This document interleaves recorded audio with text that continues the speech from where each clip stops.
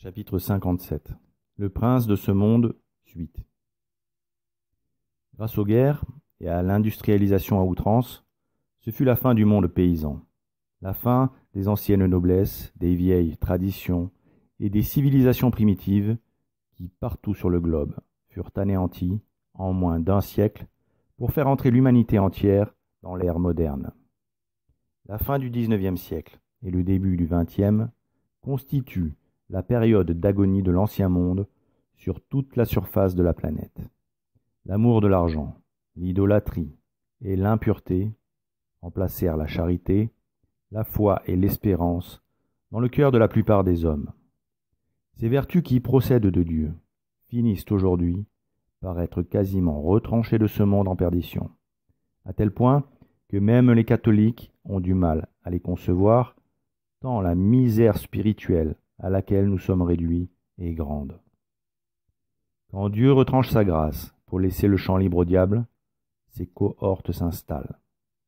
Ce qui n'est pas sans conséquence sur le monde. Les démons véhiculent avec eux l'enfer, qui n'est pas seulement un lieu, mais aussi un état. Or, l'enfer est un chaos indescriptible, dépourvu de sens, un chaos où rien n'aboutit, où tout n'est que souffrance, incohérence, haine, parce qu'en enfer, la grâce de Dieu ne s'exerçant pas, aucune chose, aucune idée, aucun raisonnement ne peut aboutir. Rien n'est lié. Tout y est mouvant, sans fondement et sans devenir, voué à se consumer sans jamais disparaître. Dans le monde des hommes, les maléfiques sont l'exemple de cet état. Ils se déchirent et se combattent, alors qu'ils sont tous les fils de Satan. Mais le mal n'a pas de constance, et il est plein de contradictions. L'absence de Dieu et de sa grâce cause malheur et tourment, car toutes les créatures n'existent que pour une chose, être avec Dieu et le servir. Être privé de Dieu, c'est être privé du sens même de sa propre existence. C'est être condamné à être vide, creux, inutile, seul inexorablement, à n'être qu'une absence, un manque, le manque de ce que l'on devait être, selon la volonté de celui qui a pensé à nous de toute éternité et nous a créés pour accomplir sa volonté, dont l'acceptation apporte la plénitude et dont le refus apporte la damnation. Or, la damnation est l'état désespérant, où l'on réalise pleinement combien ce rejet de Dieu a fait de nous un être inutile, vide, creux, seul infiniment. Ce manque de sens, cette absurdité de l'existence que tant de nos contemporains ressentent et décrivent, porte la marque du chaos infernal. Elle reflète le vide de l'âme qui n'est pas reliée à Dieu par la charité, parce qu'elle n'est pas en état de grâce.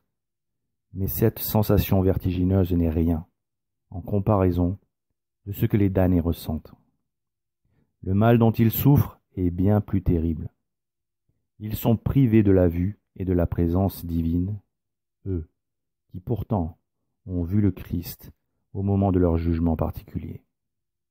Face au juge céleste, ils ont alors pleinement compris et accepté la justice divine, car devant la force et la majesté de la vérité qui est le Christ, leur âme, comme sidérée et terrifiée par tant de grandeur, de puissance, de bonté et de beauté, ne pouvait rien dire d'autre que « Oui, c'est vrai, Seigneur. » Une fois morts, l'incommensurable tromperie dont ils ont abreuvé leur intelligence durant leur court passage ici-bas leur apparaît dans toute son absurdité.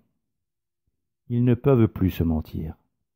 Ils ne sont plus ni capables ni en mesure de se cacher la vérité, car le démon ne les aide plus dans cette démarche insensée, comme il le faisait de leur vivant par ses puissants artifices. Désormais, la vérité est omniprésente et immuable. Et ils en ont une pleine conscience en permanence, mais ils ne peuvent plus rien y changer. Par malice, pour accomplir leur propre volonté et satisfaire leur sensualité et leur méchanceté durant le temps qui leur fut imparti, ils ne se sont pas souciés de la volonté de Dieu, du Dieu si bon, qui les avait tant aimés, et ils ont mérité d'être condamnés, parce qu'ils n'ont pas voulu de lui. Ils ont toujours à l'esprit cette terrible vérité. Ils ne peuvent pas un instant s'en départir, enfermés qu'ils sont dans la petite cellule obscure que les démons leur avaient préparée dès le jour de leur naissance, pour qu'une fois enfermés ici, rien ne puisse les détourner de la contemplation éternelle du désastre de leur vie, qu'ils auraient néanmoins pu éviter avec un peu de bonne volonté. Ainsi, pour le damné à la terrible peine du dam, qui est d'être privé à jamais de la vision béatifique de Dieu, et qui est de loin la plus douloureuse chose qui puisse exister, vient se greffer la sensation effroyablement amère de la pleine conscience de ce qu'il est devenu pour l'éternité et des raisons dérisoires de sa déchéance.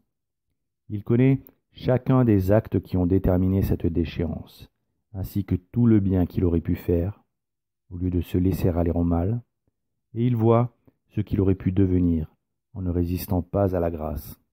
Alors, il maudit sans cesse toutes les causes absurdes de ses mauvais choix et de sa contribution au plan de Satan, qui lui valent d'être pour l'éternité l'esclave du maître abominable qu'il s'est choisi de son plein gré. Et tout ce qu'il a aimé ici-bas, il le déteste et le méprise à jamais.